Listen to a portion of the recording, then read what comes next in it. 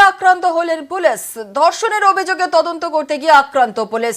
Police in charge সহ 9 পুলিশকে মারধরের অভিযোগ। আরো একবার আপনাদের জানিয়ে রাখি, হাসনাবাদে আক্রান্ত পুলিশ। ধর্ষণের অভিযোগের তদন্ত করতে গিয়ে আক্রান্ত হলো পুলিশ।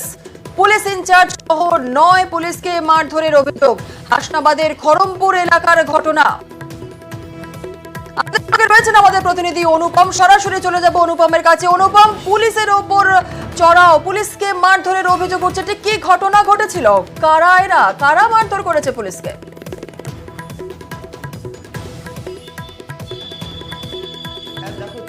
আবারও কিন্তু পুলিশের ওপরে আক্রমণের কিন্তু ঘটনা ঘটলো।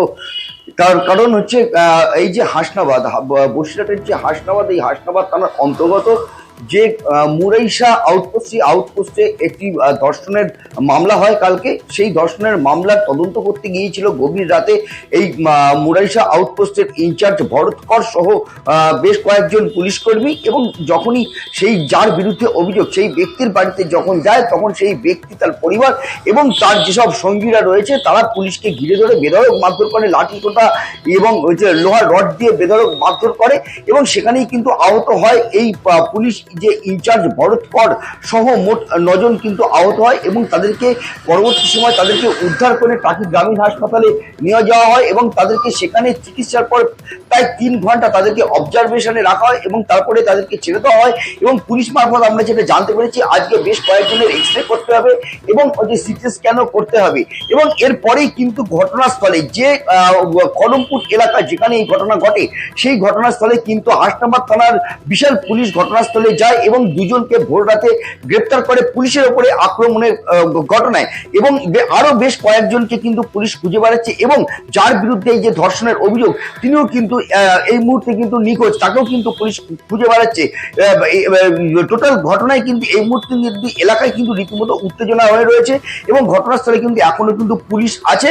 এবং যারা এর সঙ্গে জড়িত, মারধরের সঙ্গে জড়িত, তাদেরকে আরো কয়েকজনকে পুলিশ খুঁজে বেড়াচ্ছে এবং যে 2 জনকে গ্রেপ্তার করেছে তাদেরকে জিজ্ঞাসাবাদ করাচ্ছে এবং আজকে তাদেরকে বসিরহাট মহকুমা আদালতে তোলা হবে। এবং যার বিরুদ্ধে অভিযোগ, সেই ধর্ষণের অভিযোগ, তার ছবি এবং তাকে তার বিভিন্ন আশেপাশে যেসব থানায়, সেসব থানায় কিন্তু ইনফর্ম করা হয়েছে। অন্যান্য থানাও কিন্তু রীতিমতো তাদেরকে খুঁজে বেড়াচ্ছে। যেটা পুলিশ সূত্রে আমরা জানতে পেরেছি, এই ঘটনার সঙ্গে যারা জড়িত তারা আরো কয়েকজন গ্রেপ্তার হবে খুব দ্রুতই। এবং এই যে 2 জনকে গ্রেপ্তার করেছে তাদেরকে আজকে বসিরহাট মহকুমা আদালতে তোলা হবে। জুনেরা,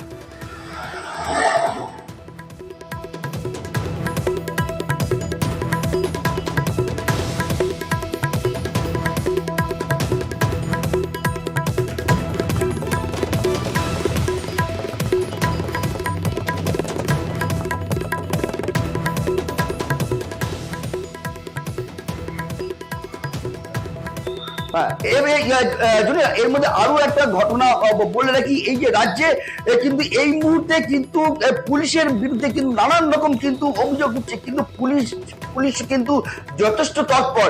এই যে আর্যিকর ঘটনার পরে কিন্তু পুলিশ কিন্তু যথেষ্ট তৎপর। পুলিশ এই যে হাসনাবাদের এই যে খড়মপুরে যে ধর্ষণের মামলাটা হয়েছে, সেই ধর্ষণের মামলা পাওয়ার পরেই কিন্তু যে যার বিরুদ্ধে ধর্ষণ, সেই তার এলাকায় খড়মপুর, সেই এলাকায় কিন্তু গতকাল রাতেই কিন্তু এই যে ভরতকর যে পুলিশ ইনচার্জ, তিনি সহ আরো বেশ কয়েকজন পুলিশকে নিয়ে কিন্তু সেখানে কিন্তু তদন্তে যায়। কিন্তু তদন্তে যাওয়ার পরে কিন্তু তাদের উপরে কিন্তু রীতিমতো কিন্তু মারধর করা হয়।